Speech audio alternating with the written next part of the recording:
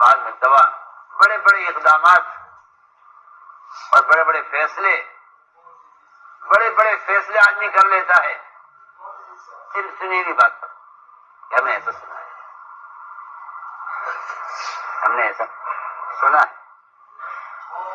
منافقین کا کام یہ ہے کہ وہ مسلمانوں کی اجتماعیت کو دیکھ نہیں سکتے، اور منافقین کا یہ مرض ہے کہ وہ ایمان والوں کے اندر اطاعت کو اور اللہ کے فرائض کے ادا کرنے کی اللہ کے فرائض کے ادا کرنے پر امت آئے، اس کو منافق برداشت نہیں کر سکتا۔ منافقین کا کام یہ ہے کہ وہ جھوٹی خبریں لے کر پھرتے رہتے ہیں، ان کا 24 گھنٹے کا کام یہ ہے، 24 گھنٹے کا یہی کام، انہیں کوئی مطلب اس سے نہیں ہوتا کہ دین کیا ہے اور امت میں دین کیسے آئے۔ ان کا 24 گھنٹہ کام یہ ہوتا ہے کہ جو خبر وہ سن لیں وہ اس خبر کو جھوٹی ہو یا سچی، ان خبروں کو پھیلانا یہ ان کا مقصد زندگی بن کر رہ جاتا ہے۔ اور اگر ان خبروں پر کوئی فیصلہ کر لیا جائے اور مومن کے ساتھ اس موقع پر اچھے گمان نہ کیا جائے تو اس سے بڑے بڑے فسادات اور اس سے بڑے بڑے نقصانات امت کے ہوتے ہیں۔ میں مثال عرض کرتا ہوں، سیرت پڑھا کرو اور سیرت میں ان چیزوں پر غور کیا کرو کہ کہاں کہاں غلط فیصلے ہوئے ہیں مومن کے بارے میں بدگمانی کرنے کی وجہ سے۔ ایک قبیلہ تھا، قبیلہ بنو مستلق، بڑا قبیلہ تھا، مالدار قبیلہ تھا، بڑا قبیلہ تھا، مالدار قبیلہ تھا۔ حضور اکرم صلی اللہ علیہ وسلم میں حاضر ہوئے، آپ ان کو دعوت دی، اسلام قبول کیا۔ اسلام قبول کرتے ہی اسی مجلس میں آپ نے فرمایا کہ تم پر تمہارے مالوں کی زکات دی ہے، کیا اسلام زکات دیں گے؟ زکات کتنی دینی ہے، کیسے دینی ہے؟ آپ نے زکات کی مقدار بتلائی کہ اتنے مال پر اتنی زکات ہوگی، تو ہم زکات دینا چاہتے ہیں، کیا ہو؟ کیا ہم جائیں ابھی اور زکات کا مال لے آئیں؟ وہاں ایسا تھا نہیں کہ بھائی ابھی تو ہم مسلمان ہوئے ہیں، ابھی تو ہم آہستہ آہستہ دیکھیں گے کہ زکات کسے کہتے ہیں، کیسے ہوتی ہے، ابھی دینے کا موقع ہے یا نہیں ہے، یہ کچھ نہیں۔ اسلام قبول کرتے ہی انہوں نے کہا کہ ہم زکات کیسے دیں گے؟ کیا ہم زکات کا مال لے کر آ جائیں یا آپ کا آدمی آئے گا زکات وصول کرنے کے لیے؟ آپ نے فرمایا نہیں، تمہیں آنے کی ضرورت نہیں ہے، ہمارا آدمی آئے گا تم سے زکات وصول کرنے کے لیے۔ ذرا بات آج کل ایک ذہن بن گیا لوگوں کا کہ جو خبر سنو اڑتی اڑاتی اس کا یقین کر لو اور اس پر فیصلہ کر لو۔ میں اس کے لیے مثال عرض کر رہا ہوں، آپ نے فرمایا ہمارا آدمی آئے گا تمہارے پاس زکات دینے کے لیے، مجھے کب آئے گا کہ اس تاریخ میں آئے گا؟ آپ صلی اللہ علیہ وسلم نے ان کے لیے تاریخ وقت متعین کر دیا کہ اس وقت ہمارا آدمی آئے گا تم سے زکات وصول کرے۔ چنانچہ ان لوگوں نے اس تاریخ میں سے پہلے زکات کا عمدہ مال چھان کر الگ کر لیا اور آپ کے آدمی کے آنے کا انتظار کیا کہ آپ کا آدمی آئے گا زکات وصول کرنے کے لیے۔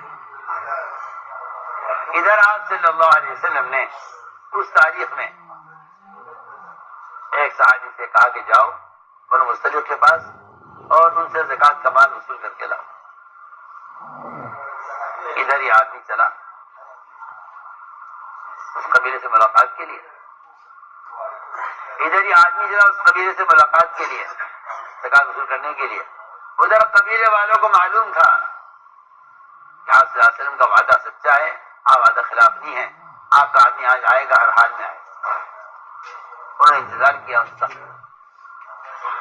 روایت میں آتا ہے کہ پورا قبیلہ زکات کا مال لے کر ان صحابی کے استقبال کے لیے بستی سے باہر کھڑا ہو گیا کہ اللہ کے نبی کا آدمی آ رہا ہے، ہم اس کے استقبال کریں گے۔ موت کا استقبال کر کے اسے اپنی بستی میں لے کے جائیں گے اور زکوٰۃ کا مال اس کے حوالے کریں گے۔ پورا قبیلہ ان صحابی کے استقبال کے لیے بستی سے باہر آ گیا۔ منافقین نے دیکھا یہ کیا ہو رہا ہے، ان میں ایسی اطاعت، ایسی اجتماعیت، ایسی اطاعت ان میں کہ پورا قبیلہ ان کے استقبال کے باہر کھڑا ہوا ہے اور زکوٰۃ دینے کا شوق ہے۔ راستے میں یہ صحابی جا ہی رہے تھے، ابھی اس طرف راستے میں ایک منافق ہی نہیں ملا۔ مجھے کہاں جا رہے ہو؟ منافق نے پوچھا کہاں جا رہے ہو؟ نے کہا جی میں جا رہا ہوں زکوٰۃ بنو مستلق سے زکوٰۃ وصول کرنے کے لیے، بنو مستلق سے زکوٰۃ وصول کرنے کے لیے جا رہا ہوں۔ اس منافق نے جھوٹی خبر سنائی۔ اس منافق نے یہ کہا کہ آپ کو صورتحال معلوم نہیں ہے، آپ بہت بھولے آدمی ہیں، ہمیں حالات معلوم ہیں، ہم جو کہہ رہے ہیں آپ سے صحیح کہہ رہے ہیں، ہماری بات کا آپ یقین کیجیے۔ کہ جو لوگ فساد چاہتے ہیں یا جن کے دلوں میں اندر جھوٹ ہوتا ہے، وہ پہلے یہ بات کہہ دیتے ہیں کہ آپ ہماری بات کا یقین نہیں کریں گے، ہم بالکل سچ بول رہے ہیں، آپ ہماری بات کا یقین نہیں کریں گے، ہم سچ کہہ رہے ہیں۔ جس کے دل میں جھوٹ ہوتا ہے وہ اس کی بات کی ابتدا یہاں سے ہوتی ہے کہ آپ ہماری بات کا یقین نہیں کریں گے، ہم آپ کے خیر خواہ ہیں، ہم سچ بول رہے ہیں۔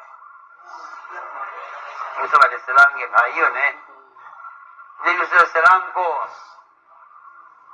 کنویں میں ڈال دیا تھا تو باپ سے آ کر جو بات شروع کی تھی وہ یہاں سے شروع کی تھی، ماں انت بمؤمن لنا ولکنا صادقین، آپ ہماری بات کا یقین نہیں کریں گے حالانکہ ہم بالکل سچے ہیں۔ اگرچہ ہم کتنا بھی سچ بولے آپ یقین نہیں کریں گے۔ یہ میں کہتا ہوں یہ اندر کا جھوٹ ہے جو یہ کہلوا رہا ہے کہ آپ ہماری بات کا یقین نہیں کریں گے، ہم سچ بول رہے ہیں۔ یہاں بھی انہوں نے یہی کیا کہ آپ میری بات کا یقین نہیں کریں گے، میں آپ سے سچ کہہ رہا ہوں، آگے بڑا خطرہ ہے، آپ کو صورتحال معلوم نہیں ہے، میں اپنی آنکھوں سے دیکھ کر آیا ہوں۔ کیا بات ہے؟ یہ بات یہ ہے کہ جس قبیلے سے آپ زکوٰۃ دینے جا رہے ہیں وہ پورا قبیلہ آپ کو قتل کرنے کے لیے بستی سے باہر کھڑا ہوا ہے۔ آپ کے نزدیک تو سنی ہوئی بات یقینی ہوتی ہے نا۔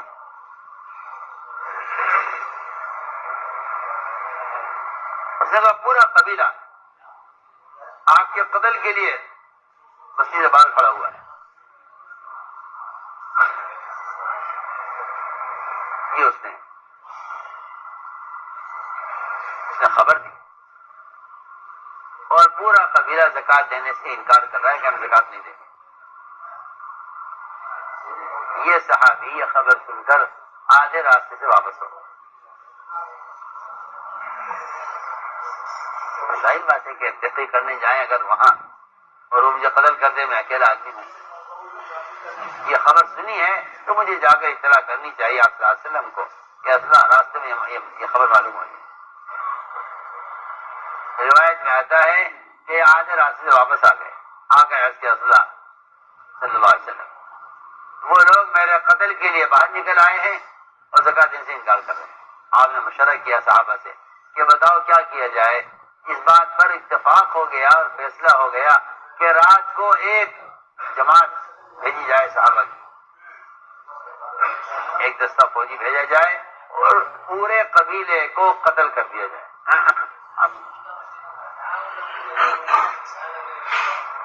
پورے قبیلے کو قتل کر دیا جائے۔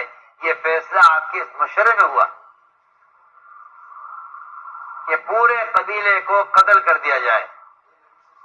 دو وجہ سے ہمارے آدمیوں کو قتل کرنا چاہتے ہیں اور زکوٰۃ سے انکار کر رہے ہیں۔ دونوں چیزیں ایسی ہیں کہ اس قبیلے کو کیونکہ زکوٰۃ کا انکار کفر ہے، مرتد ہو گئے ہیں، اور دوسری بات یہ کہ ہمارے آدمی کو قتل کرنا چاہتے ہیں۔ یہ فیصلہ ہوا، فرمایا جماعت روانہ کرو فوراً، اور جماعت سے کہا ابھی نکل جاؤ اور رات کا انتظار کرنا، رات کو اچانک حملہ کر کے ان پر پورے قبیلے کو قتل کر دیا جائے۔ یہ فیصلہ اللہ کے نبی کے مشورے میں ہوا۔ سنیے تو صحیح کیسا میں جو کہہ رہا ہوں کہ اگر ذرا بدگمانی ہو جائے اور کسی فاسق کی بات کو سن کر یقین کر لیا جائے اور تحقیق نہ کی جائے تو کیا کیا نقصانات ہوتے ہیں. ادھر سے روانہ ہوا دستہ فوج کا. انہوں نے انتظار کیا کہ آخر کیا بات ہے, آج کا دن تو آپ کے آدمی کے آنے کا تھا, آدمی کیوں نہیں آیا. وہ قبیلہ باہر کھڑا کھڑا انتظار کرتے کرتے تو خیال ہی آیا کہ یقیناً ہمارے یعنی یہ بالکل نئے مسلمان ہیں. انہیں خیال یہ ہوا کہ اللہ تعالی نے اپنے نبی کو ہماری زکوٰۃ کا مال قبول کرنے سے منع کر دیا ہے, شاید ہماری کمائی میں کچھ حصہ حرام کا داخل ہو. یہ خود قانون کہ آج آپ کے آدمی کے نہ آنے کا مطلب یہ ہے کہ ہماری کمائی میں کچھ حصہ حرام کا داخل ہو گیا ہے. اس لیے اللہ تعالیٰ نے نبی کو منع کر دیا ہے کہ ان کا مال اچھا نہیں ہے اور ان کے مال میں حرام شامل ہے, لہذا ان کی زکوٰۃ قبول نہ کی جاوے. اللہ نے آپ کو ہماری زکوٰۃ کو قبول کرنے سے ان کا منع کر دیا ہے, اس لیے آپ کا آدمی نہیں آیا. سب نے کہا چلو ہمیں خود جانا چاہیے آپ کی خدمت میں اور جا کر ہمیں سوال کرنا چاہیے آپ سے کہ آپ نے ہمارا زکوٰۃ کا مال کیوں قبول نہیں کیا, آدمی آپ کو کیوں نہیں آیا. ادھر سے وہ چلے, پورا قبیلہ گھر سے روانہ ہوا. سب نے آج پورا قبیلہ ادھر سے روانہ ہوا. ادھر سے فوجی دفتر جا رہا ہے, راستے میں ملاقات ہوئی. آپ کون لوگ ہیں؟ کہ ہم قبیلہ میں مختلف ہیں.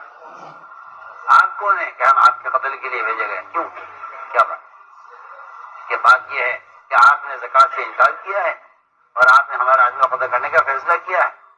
کیا بات کس نے کہی؟ ہم سے انتظار کر رہے ہیں کہ آپ کا آدمی آئے تو ہم زکوٰۃ اس کے حوالے کریں. ہم سے استقبال کر رہے ہیں, انتظار کر رہے ہیں. سب آپس سے ملے, واپس آپ میں حاضر ہوئے. اس وقت قرآن کی آیت نازل ہوئی, یا ایھا الذین آمنوا ان جاءکم فاسق بنبأ فتبینوا. اے ایمان والو, اگر کوئی فاسق تمہارے پاس کوئی خبر لائے تو اس کی تحقیق کر لینا. ایسا نہ ہو کہ تم اڑتی اڑاتی خبروں پر کوئی فیصلہ کر بیٹھو اور کوئی قدم اٹھا لو اور تمہارے لیے سوائے حسرت زحمت کے کچھ نہ ہو. میں نے یہ ایک واقعہ اس لیے عرض کیا ہے کہ تاکہ معلوم تو ہو ہمیں کہ بدگمانیاں کہاں سے پیدا ہوتی ہیں اور مومن کے بارے میں غلط فیصلے آدمی کیسے کر بیٹھتا ہے. اس لیے میں نے عرض کیا کہ قرآن نے اس کی بہت تاکید سے اس سے روکا ہے. سارے ایمانوں کو مخاطب کر کے کہا اجتنبوا کثیرا من الظن. اور اگر خبر لے کر آئے فاسق, ہمیں کیسے معلوم ہوگا کہ یہ خبر والا فاسق ہے یا مومن ہے؟ کسی کی پیشانی میں لکھا ہوتا نہیں کہ یہ فاسق ہے یا مومن ہے. ہمیں کیسے پتہ چلے گا کہ خبر لانے والا فاسق ہے؟ یہ تو بہت آسان بات ہے. اگر مومن کی طرف سے کوئی اچھی بات نقل کر رہا ہے تو آپ سمجھ لیجئے کہ یہ آدمی مومن ہے, اور اگر مومن کی طرف سے غلط بات نقل کر رہا ہے تو یہ فاسق ہے.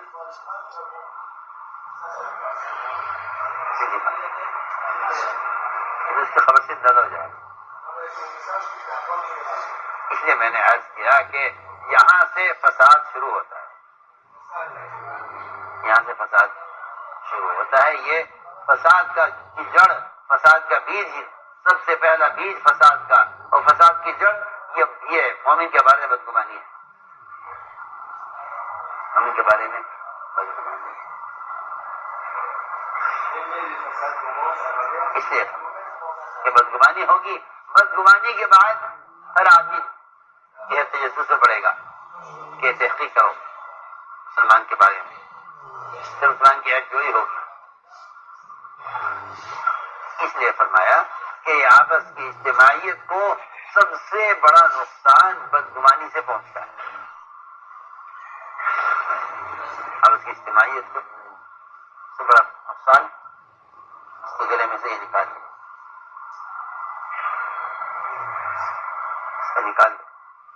سب سے بڑا نقصان جو ہوتا ہے امت کا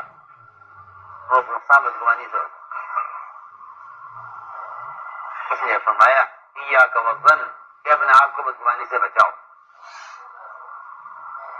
اس لیے کہ بدگمانی سب سے بڑا جھوٹ ہے۔ آگے فرمایا ولا تحسسوا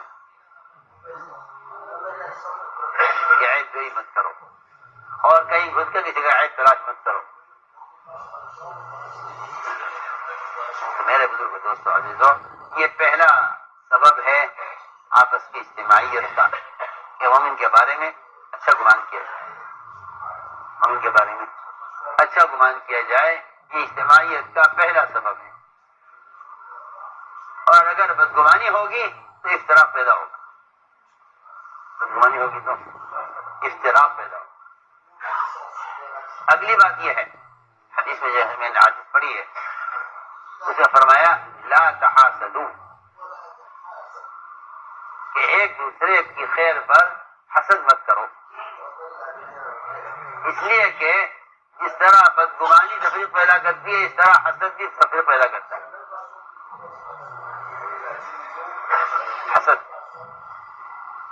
حسد آدمی کو خیر سے محروم بھی کر دیتا ہے، اور حسد ایسی بیماری ہے، حسد ایسی بیماری ہے کہ اللہ حفاظت فرمائے، حسد اسلام سے بھی محروم رکھتا ہے۔ بہت سے مشرکین آپ صلی اللہ علیہ وسلم کی بعثت کو، آپ کی نبوت کو، آپ کی تمام علامتوں سے ہم جان چکے تھے کہ ہاں یہ نبی برحق، لیکن حسد نے ان کو اسلام لانے سے روکا۔ وہ کہتے تھے کہ اگر نبی ہمارے خاندان میں ہوتے تو ایمان لے آتے، مگر کیا کریں، یہ نبی تمہارے خاندان میں، اس لیے ہم ایمان نہیں لائیں گے۔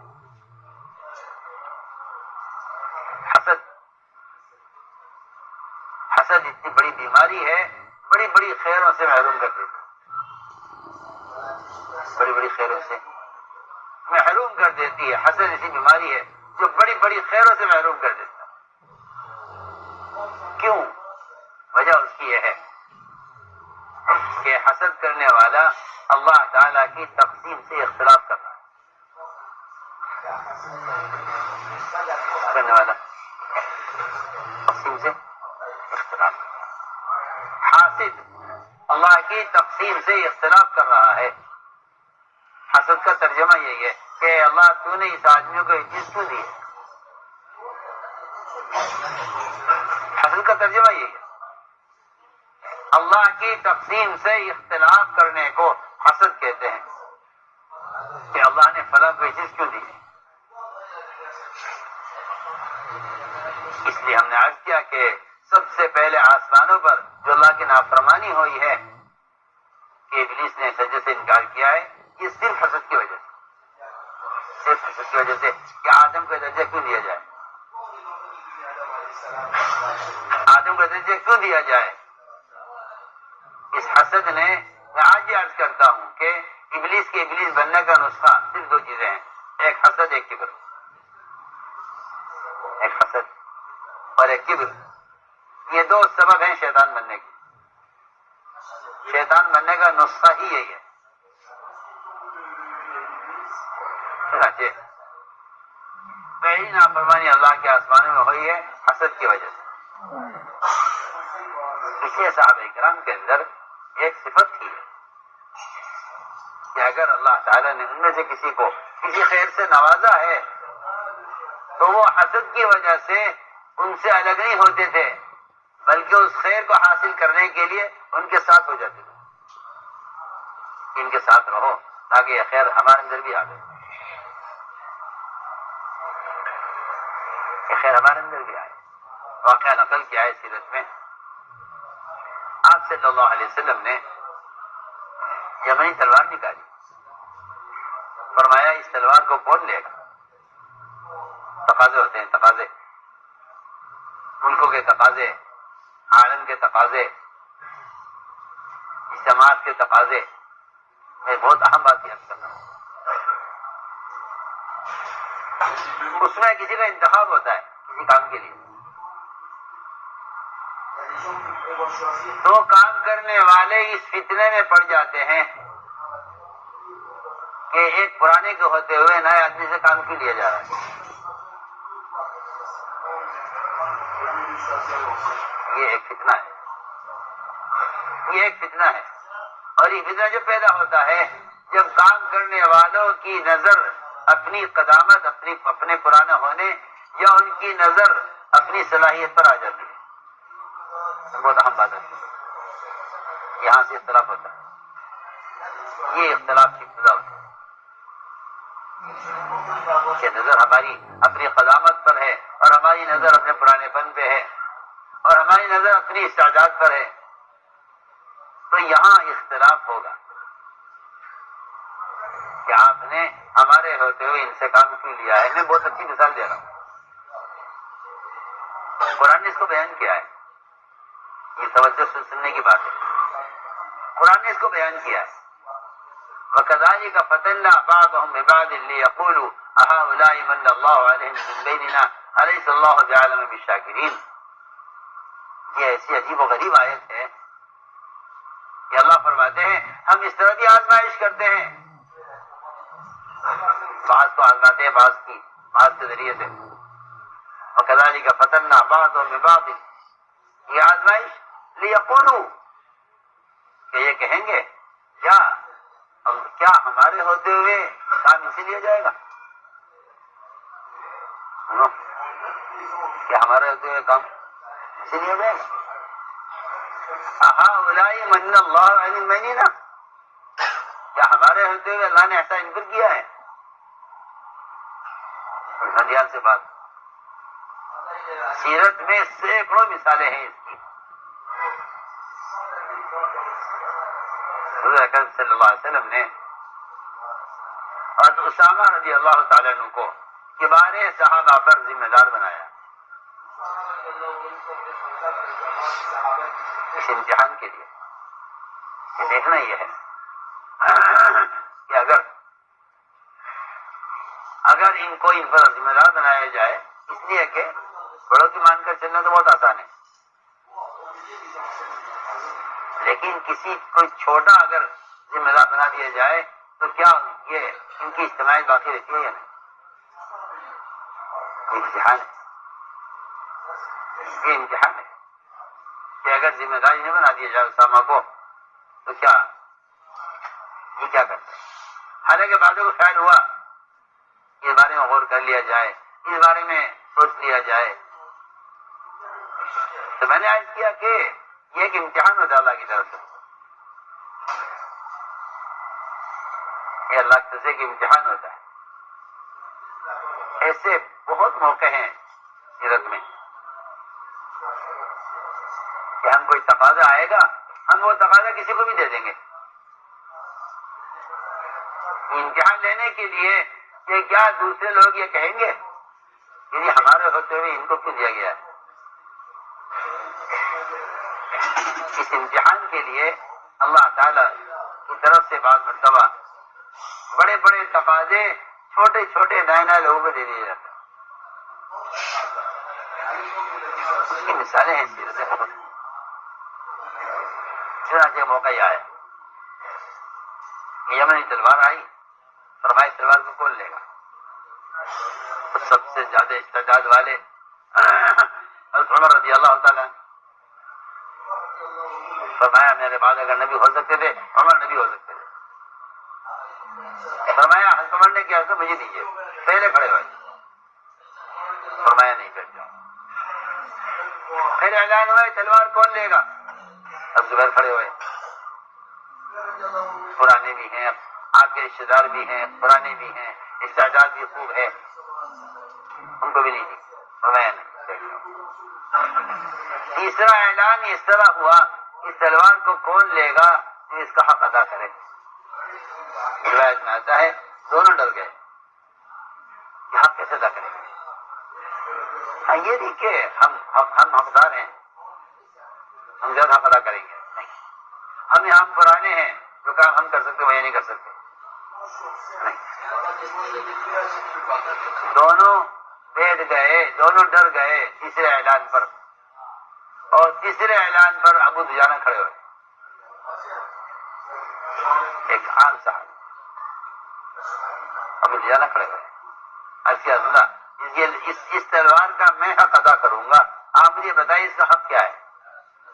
آپ نے فرمایا کہ دشمن سے چوکے گی نہیں اور مسلمان کو چھوئے گی نہیں، اس کا حق ہے۔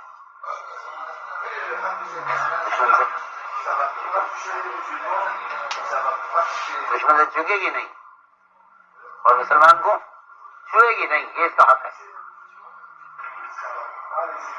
روایت میں آتا ہے کہ آپ نے ان دونوں کے ہوتے ہوئے ابو دجانہ کو تلوار دے دی۔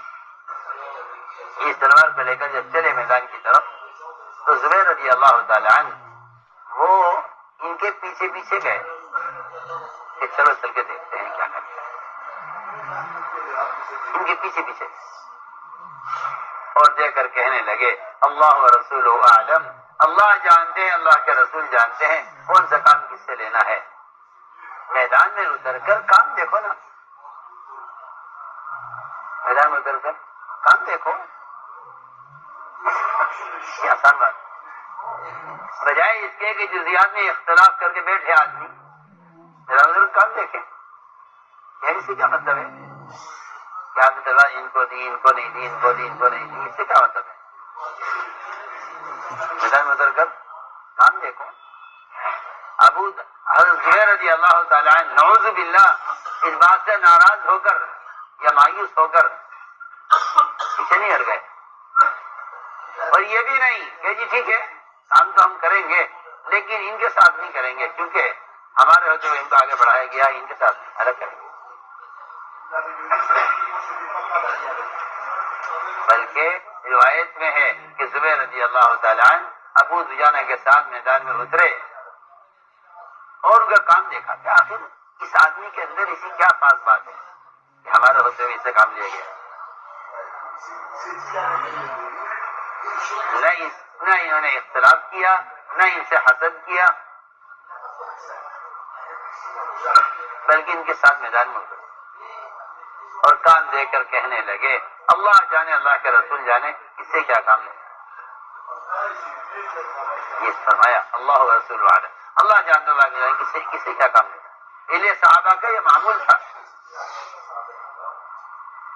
کہ جب وہ کسی کو آگے بڑھتا ہوا دیکھتے تھے کسی بھی خیر میں تو وہ چاہتے تھے یہ خیر ہمارے اندر بھی آئے، اس لیے ان کے یہاں خیر لینے کے لیے ایک دوسرے کی مخالفت نہیں تھی، ایک دوسرے کی مصاحبت تھی۔ ان کے ساتھ رہو، ان کے ساتھ رہو۔